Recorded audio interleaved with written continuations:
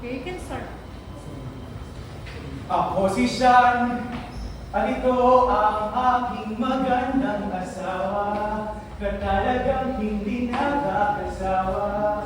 Makikinan mabuti ang puso, humihinang ang mata, na parang mamatala. Ako si Bel, at ito ang aking matapang na asawa. Hamon ng buhay, hindi sumusuko. Lakas ng katawan ng kanyang sandata para sa aming pamilya. Ako naman, kanilang gwapong anak. Pero medyo palpa. Uy, biro-biro lang yan. Ako ay may pangarap, gagawin ng lahat. Kahit ano pa yan, para sa aking pamilya. Problema'y di ulungan. Ako si Sean, padre de pamilya. Ako si Bel, ilaw ng Ako tahanan. si Jane, bunga ng pagmamahalan. At kami ang pamilya Mercado, magkasama saan man patungo. Ano man ang problema ay aming makakaya, basta't magkakasama. Magandang gabi, bayan. Narito ang pinakuli balita mula sa Mindanao. Patuloy ang labanan sa Marawi City sa pagitan ng militar at mga armadong grupo na pinaniniwala ang miyembro ng Makulay Group. Ngunit hindi malimong pamilya na ang ikas dahil sa mga pagsabog at putukan. Ayon sa militar, patuloy ang kanilang operasyon para maibalik ang kapayapaan sa lungsod. Samantala, panawagan ng mga humanitarian groups ang dagdag na tulong para sa mga evacuees. Kami ay magbibigay pa ng update sa mga susunod na oras. Ako si Michael Manupitan para sa Radyo Patrol Balita. Ilang araw ba ang bibilawin sa kwartong to? Ilang gutom pa ba ang titiisin ng sigura ko? Ilang araw nang nag-aantay ng saklolo, may pag-asa pa kaya na malabanan to? Mahal, kailangan mo lumabas. Kailangan mo umanap ng pagkain. Kung hindi man tayo mamamatay dahil sa sabog ng bomba o bala, mamamatay naman tayo dahil sa gutom. Mahal, uminawan ka. Hindi bagay sa iyong nagagalit. Mabuti na lamang at pagkasya natin yung natitirang rasyon ng pagkain. Hindi rin naman magtatagal at may tutulong din sa atin. Dito ka na lamang sa loob ng mga pader na ito. Paligtas naman kahit papano. Basta, huwag mo kami iiwan ni Jay, ha? Mahal, yan ang problema sa iyo eh. Masyado kang idealistic. Ilang araw na tayo nag-stay dito oh. Kung may tutulong sa atin, dapat noon pa. Asan ba yung anak mo? Nagpaalam sa akin, pupunta siya sa CR. CR? Mahal, wala naman siya dun eh. Diyos, ayun na naman yung anak mo. Naririnig ka kasi yung mga plano mo sa paglabas. Alam mo namang bara-bara sa pagdedesisyon niya si JJ. Basta na kaya yun. Sana ligtas ka na sa labas. Toto'y bilisan mo sa pagtakbo. Ilagan mga bomba ang nakatutok sa ulo mo. Toto'y tumalon ka, lumapa kung kailangan. At baka tamaan pa ng mga balang ligaw. Mahal, kailangan mo talaga umalis. Pero mas mabuti na mag-stay ka na lamang dito. Pangako, babalik kami. Basta mag-iingat ka. Pangako yan, mahal.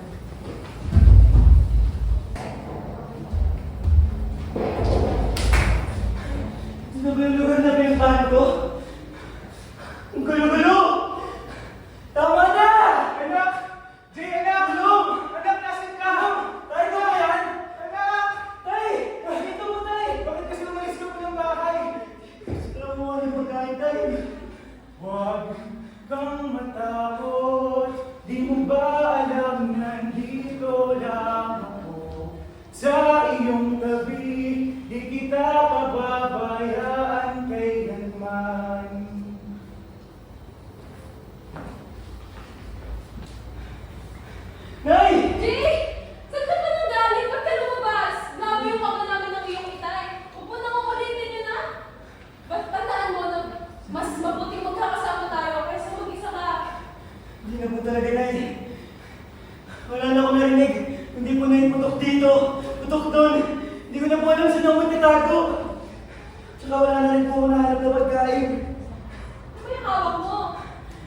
Ito, may nakita ko sa labas. Kahon at kumikinang-kinang, di ko maintindihan. Yan ang problema sa inyo eh. 21st century na. Naniniwala pa rin kayo sa mga mahika? Ang negatibo mo naman, mahal. Hindi mo na lang magbigyan ang kaligayahan ng anak mo. Wala kayo dyan. Ano, Jay? Buksan na natin? Di po, Nay.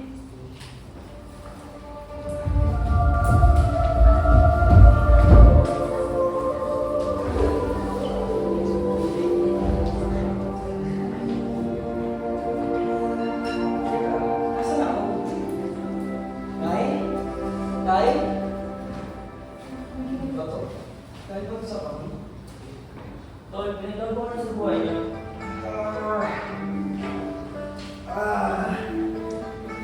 Ba't ganun? Lord, Diyos ko. Ginawa ko naman every lahat. Naging naman ko, naging green flag, provider, pati na rin niya ang medyante. Ba't wala pa rin ako, Paul? Bakit tatala akong binata niya? Bro, where's the S? Parang against me. Life is not a problem. That's how you approach it. Ano ibig mo sabihin? As a person who follows Taoism and atheism, what you're trying to do is that you're trying to control life and impossibility. It's like trying to go against the law of life. Lalo ka lang mainis. At may stress dyan, pagpatuloy kang sobrang magbibigay ng effort sa paghanap mo lang ng love.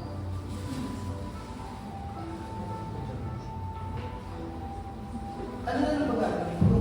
Upo na lang at maghihintay? Walang mangyayari niyan. Oo, bakit isip mo sa ibi yun? Oo nga, pag wala tayong ginagawa sa buhay, mas wala tayong may isang nasa tayo. Oo, hindi ako sa'yo, bossing. Boss, sino ang boss? Ako? Ako lang naman ay isang tao pinadalang langit para tulungan kayo. Joke lang. Hindi kasi, narinig ko mga usapan niyo at bilang Mr. Cupido, hindi ko sa'yo, bossing, mag-first move ka. Sa una kong kailangan ng situationship, at least may progress kayo, di ba? Mr. Cupido, personal situationship. Saan ka nang galing? Alien ka ba? Guys, kailangan nyo maintindihan yung concept ng movie kung saan acting natin doesn't mean activity. Kailangan nila magtiwala sa natural na agos ng buhay at tumilos mo sa tinatawag mo. Hindi ko rin naiintindihan eh. Parang kasi sinasabi mo na wala tayong diretso sa buhay natin. Sige. Oo nga.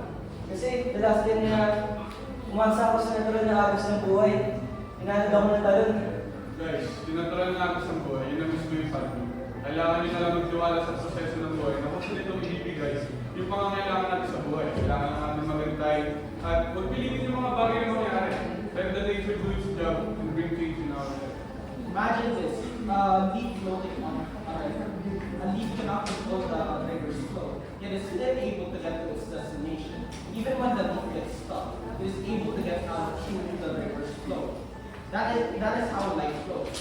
Life doesn't require us to overexert ourselves to get to our destination. All we need to do is follow it and go with the flow to reach our destination. Oo. Kumbaga, kapag tumibok ang puso, wala ka nang magagawa kundi sumito. Kapag tumibok ang puso, lagot ka na. Sigurado. Wait. Paano ko malalaman ba tayo actually ay si Kurt? Nilalabanan mo yung agos ng buhay. Kung masyado ka nakafocus sa future moments mo, hindi kung nag-overplan ka na lang, tapos bigla ka nang stress. Mag-prepare ka. The right time to take action is when you're confident in yourself, when you're not overexerting yourself, and when you don't act without any doubt of your actions. May sense nga. Boy, kung saan ka nang galing? Gets mo ako sasabihin mo ano? Oo. Oo, ngayon maliwanag na sa akin kung ano mga pinagsasabi sa akin ni nanay. Hindi ko na pala dapat naman tinangkapan lumabas at marami ng agos ng buhay. Masyado kasi ino-overthink yung future. To the point na hindi ko alam kung nangyayari sa kasalukuyan. Yun tuloy, hindi ka pa akong makakang tatay. Ikipag-usap ko na naman sa sarili mo, minsan tek ka na ba sa utak mo? Pero kidding aside, Kuya Oliver, yung sabi ko sa'yo, Ang buhay, dapat alunin ka lang sa akin sa'yo. Kaya, Huwag mag-alala, buhay ay di karera. Oo nga, no? That makes sense. Alam mo, imbis na mag-focus ka dyan sa kung ano man dating strategies na yun, bakit mag-focus ka sa sarili mong kaligayahan at personal growth. Kasi kapag nagtiwala ka sa agos ng buhay, kung saan ka makakilala ng mga tao at makakapag-build ng relationship sa kanila.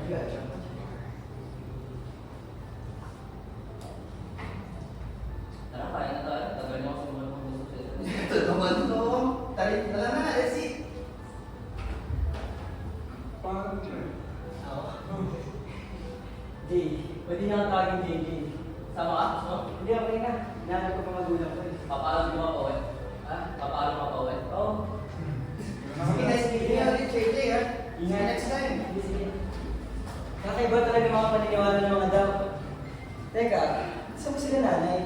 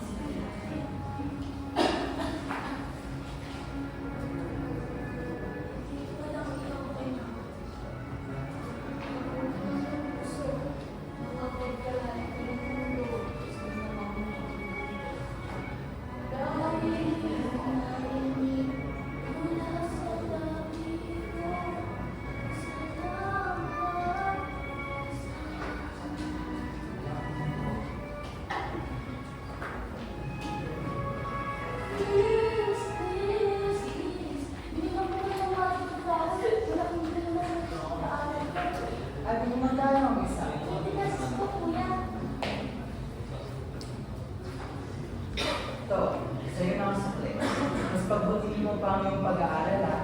Sa mapait at madilim na mundo, naway magliwanag ang bukas mo.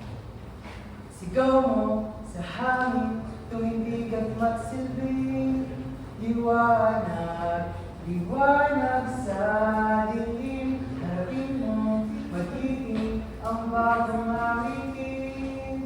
Ikaw ang liwanag sa dilim. Maraming salamat po, kuya. Pangako ko po yan. Napakabuti naman ng binatang yun. Naalala ko tuloy yung JJ ko. Asan na kaya siya? Asan na yung mag-ama ko? Sana magkita kami sa lugar na to.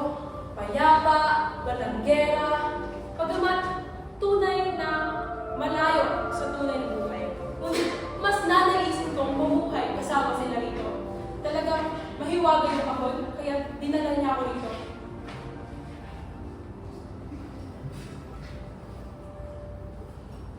Hold up to. Hindi mo ako sasaktan. Akin ang pera mo. Opo, bilisan mo. Bilisan mo. Nasa dyan mo pa. Yung relo mo. Akin na. Ito po. Bilis! Tulong! Tulong! May magtanakaw dito! Tulong! Tulong! Wow! Boom! Boom!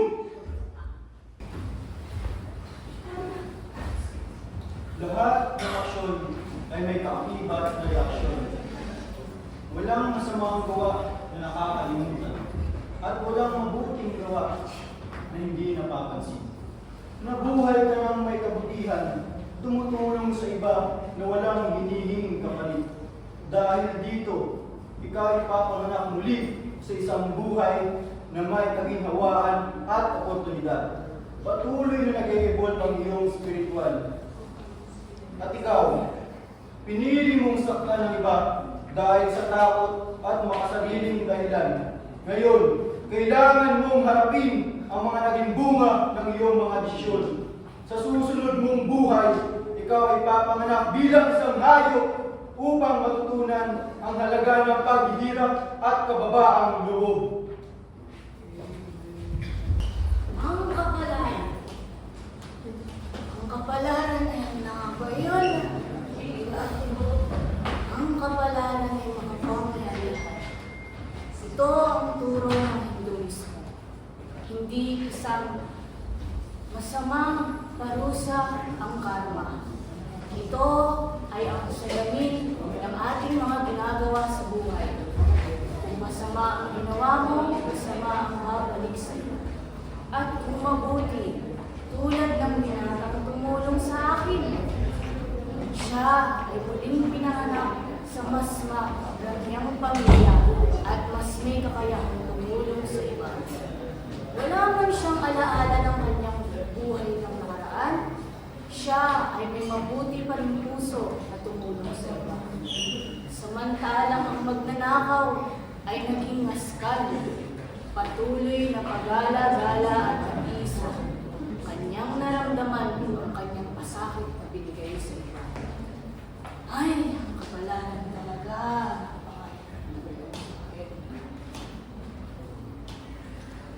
Nasaan ako? Uy, Jet, alam mo ba yung huling lesson natin kay Ma'am Ramirez? Yun yung maganda, di ba? Oo nga. Confucianism. Oo nga, sabi ba nga, respect for teacher is like respect for our parents. They both guide us and help us grow. Kasi nga di ba, in Confucianism, the teacher-student relationship is very important. In Confucianism, education isn't just about learning skills and facts. It's more about becoming a good person and having a good, strong moral value. But ikaw po at this topic, pati na siya. Oo nga, that's why we need to emphasize the respect, learning, and self-improvement. Mga Lolita, alam niyo ba kung saan ang lugar pauwi ng Marawi? Marawi.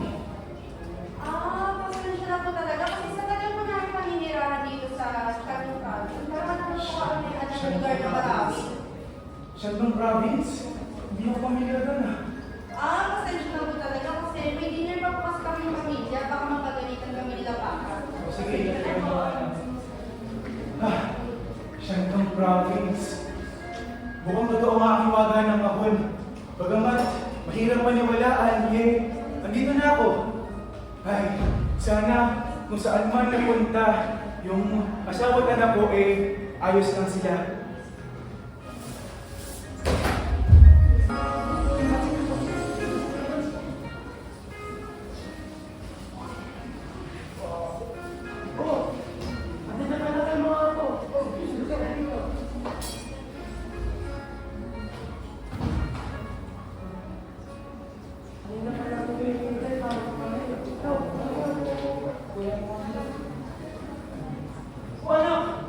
What do we do before we eat? Ito na nga kasi.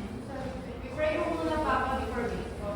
Tama ka, anak. Huwag na kami kakalimutan yun ha. Magdasal mo na bago na. Baba mo na yan.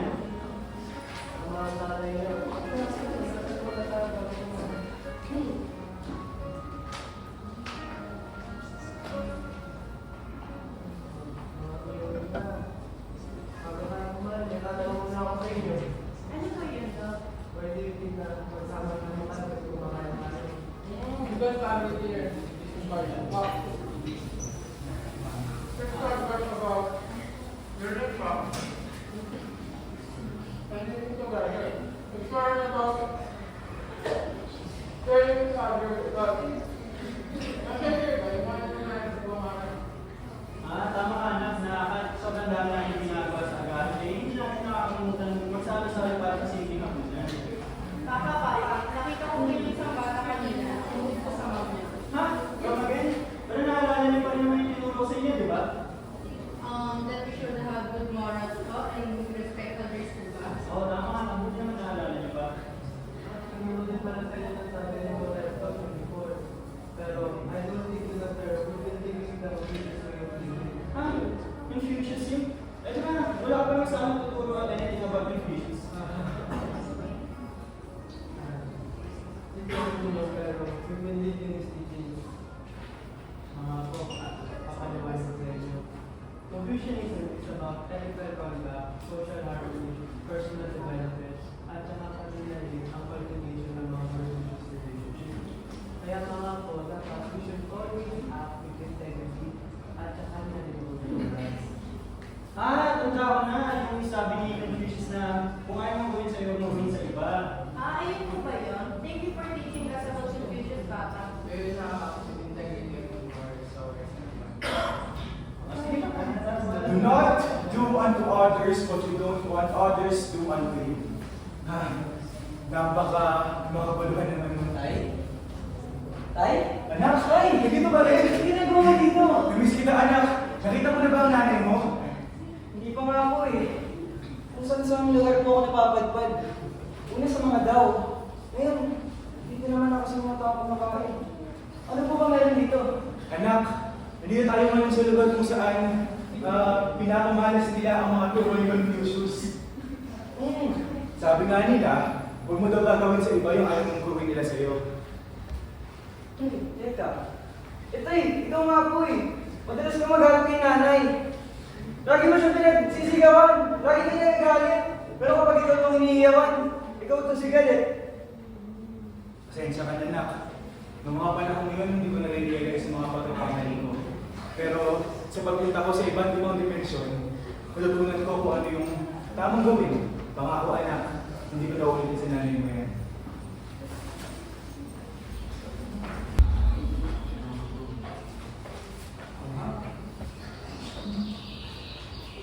Let go of the world outside. Do not worry about the past or the future, for you have no control about it. If you feel some tension, feel it. Do not resist. Surrender. Inhale peace. Exhale tension. Focus on your breathing. Get back to your breathing, to peace. Everyone is so still. Hindi ako dapat pumunta. I can't focus. I'm such a mess. Nahihilo, nalilito. Kailan na ulit yung deadline ng task na yun? Yung exams. Wala pa ako nag-review. My mom, I have to buy her medicine. I can't focus. Why am I like this?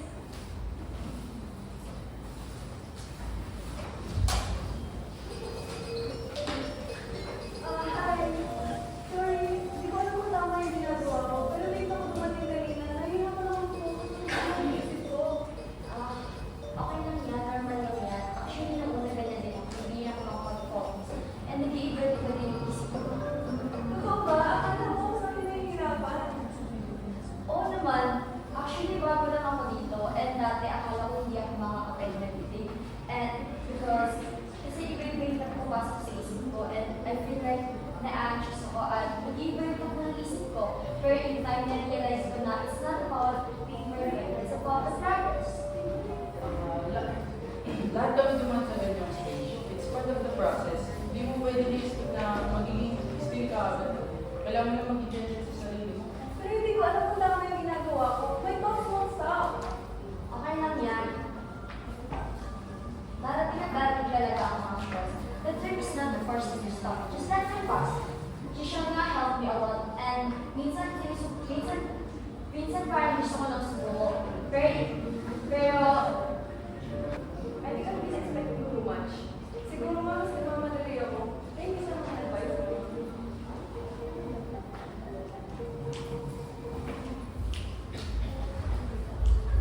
Meditation is the peace in chaos, rather than its absence.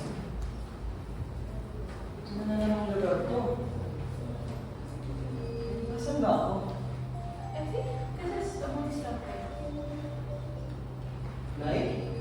Jay! Ito ba Jay! yan? Gusto kita! Saan ka nagdali? Nakita mo yung tayo mo? Opo.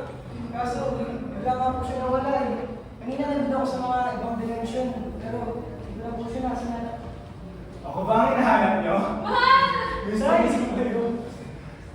Finally, nagkita-kita na tayo dito. Kaya pa dito. Welcome to our temple. It's nice to see families na nag-explore dito. Salamat po. Napatahimik nga po dito kaya pa. Para may ako nang umuwi. Huwag muna tayo umuwi. indeed, nature and peace go hand in hand. Naisip niyo na ba what it means to find peace? Yun nga eh. Sana yung matutunan kami while we're here. Ang ganda ng intention niya. Tara maglakad tayo at ibigay ko kayo. Para maturuan namin kayo ng mga Buddhist principles. Pinalulugod mo na. Nakikita niyo ba yung nasa right side ko? Yung mga trees. Yung mga leaves doon. Nag-regenerate yan at nalalagas from time to time. At nag-change every season. Parang tayo. Pagka nalalagas yung mga leaves natin or yung mga personality natin, let's grow tayo. Never-ending growth. Leaves will soon grow from the bareness of trees, and all will be alright. That's true. Kahit na may reaccept ang change, that's the reality. Yes, material life is freedom. When we let go of attachments, we open ourselves to new experiences. Sakto. Here is a lotus flower. It rises from muddy waters. It symbolizes purity. At pinapakita nito na there is beauty beyond struggle. You mean we can grow despite our challenges? Yes, exactly. There goes the Four Noble Truths. That life has suffering, but its cause leads to liberation. And the Eightfold Path is like a guide, not a rule book. It teaches us to walk with intention. Eightfold Path? Can you tell us more about that? Well, it's all about understanding yourself and the world around you. Speak with respectfully, act mindful, and always reflect. Exactly. Diyan papasok ang kagandahan ng Four Noble Truths. For it teaches us na when there is peace, share it to the world. Hindi ba masarap na magkakasama tayo? Sama-sama tayo at walang mag-iiwanan. Indeed, remember the idea of no self teaches us that all of us are interconnected. The self is an illusion. So parang we're more than just ourselves. Yes, when we see beyond ourselves, we find compassion for others.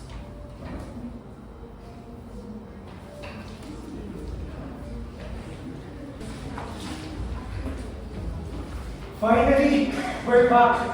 Pero, bagamat rin na tayo sa tunay nating buhay, parang mas naisip ko pa rin na mag-stay din sa ibang dimensyon.